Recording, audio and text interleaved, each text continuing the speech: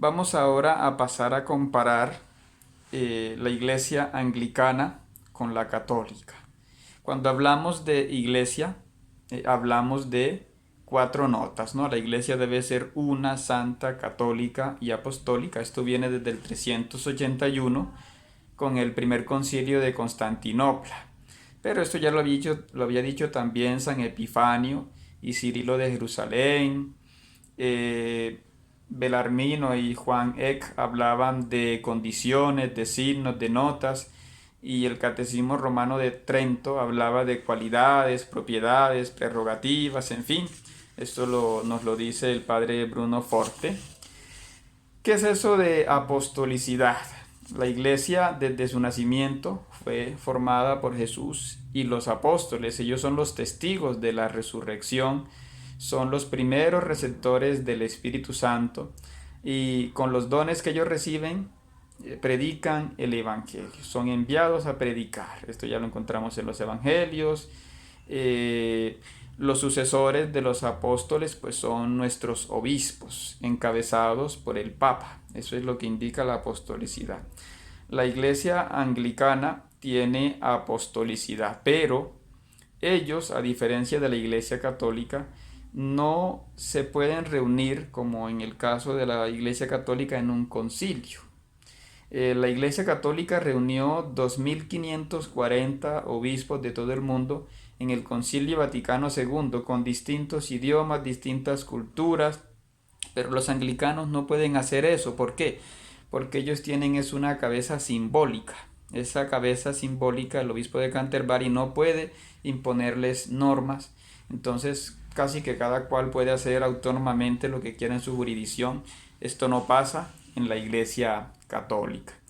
Entonces, la iglesia anglicana tiene una apostolicidad un poco vacilante.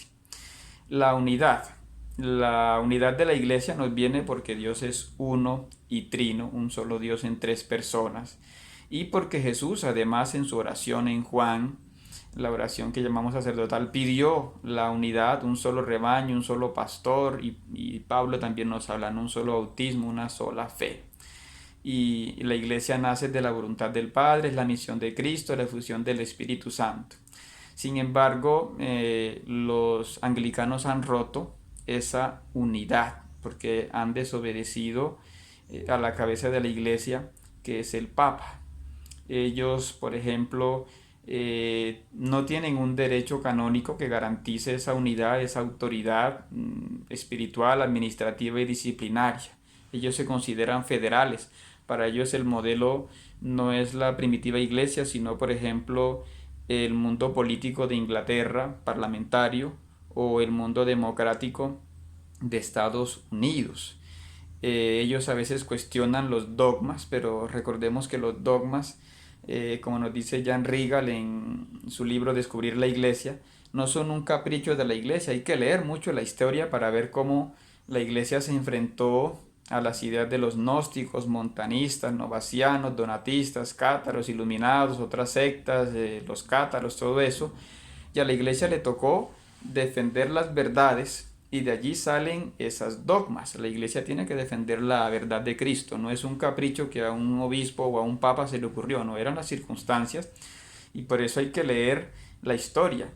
En cambio, los anglicanos son dados más a negociar con los protestantes, ¿no? La reina Isabel I con los protestantes pues aceptó darle más importancia a la libre interpretación de la iglesia, mientras que en la iglesia católica defendemos que hay un magisterio, que hay una tradición que hay que respetar para poder interpretar sanamente la Biblia.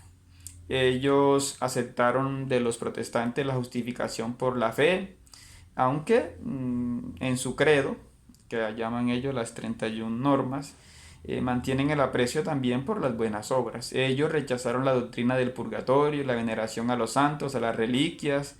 La Navidad para ellos es una celebración privada. Admiten como sacramento sobre todo el bautismo y la cena del Señor. A la Eucaristía la llaman así porque cuestionan la presencia real de Cristo, la transustanciación. Algunos la aceptan, otros no, porque como digo, entre ellos hay como libertad en cada diócesis para asumir esto, ¿no? Pero ellos rechazan ofrecer, por ejemplo, la Santa Cena por los difuntos, ¿sí? Y en su ordenación sacerdotal pues no exigen el celibato como se exige en la fe católica, y ellos dicen que son democráticos porque consultan a la gente para elegir a sus obispos. En la iglesia primitiva esto se hacía, pero es que la iglesia primitiva eran pocas personas, eran 80, 200 en una ciudad, entonces era más fácil, todos se conocían, en fin, pero ellos dicen que ellos son democráticos en ese sentido y que consultan a la gente, lo cual pues es difícil de comprobar, ¿no? Ellos mantienen que para que una ordenación episcopal sea válida se necesitan al menos 3 obispos, ¿no? Ellos rechazan las procesiones y la adoración al Santísimo y admiten, por ejemplo, la confesión, pero dentro de la cena del Señor, es decir, no ante un sacerdote, sino la confesión comunitaria, llamémoslo así. Recordemos también que a ellos les cuesta mucho defender la moral del Evangelio porque ellos dicen que deben escuchar la cultura moderna y como que escuchan y por eso aceptan esto de la ordenación de mujeres, la ordenación homosexual, algo que en la iglesia no se ha tenido. Se tenían diaconisas, pero no obispas.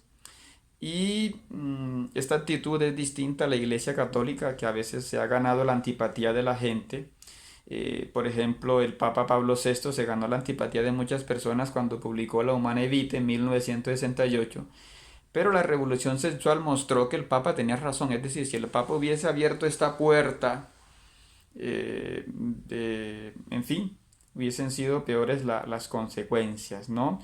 Y lo mismo el Papa Juan Pablo II en Pastores Davo Vobis en 1992 recuerda que la Iglesia debe defender esas verdades, ¿no? Aunque haya signos de los tiempos que nos piden cambiar cosas, pero la verdad, la doctrina, no se debe cambiar.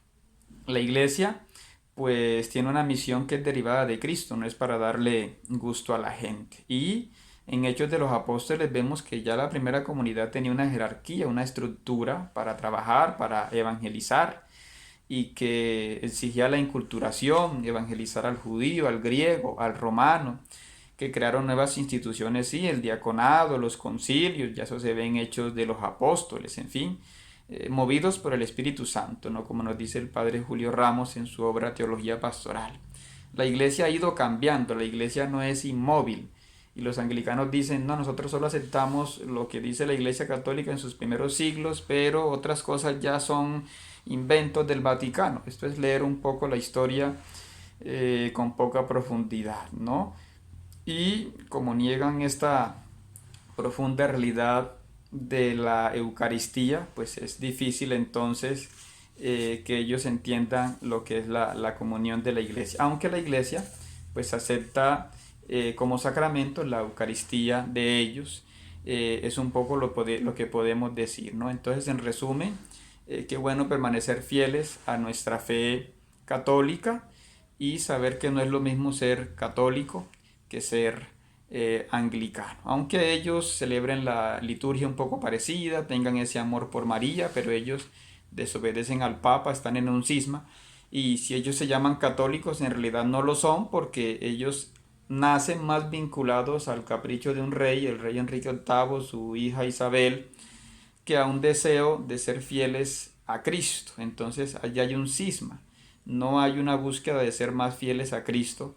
Eso no se llama catolicidad porque la catolicidad significa ser universal, mientras que ellos fueron más hacia lo que decía un rey como el rey de Inglaterra. Los episcopalianos rompieron un poco eso, pero aún así siguen como una federación en la que se aceptan varios de estos principios que impiden aceptar la obediencia al Papa, al magisterio y a la correcta interpretación de la moral y de la liturgia cristiana.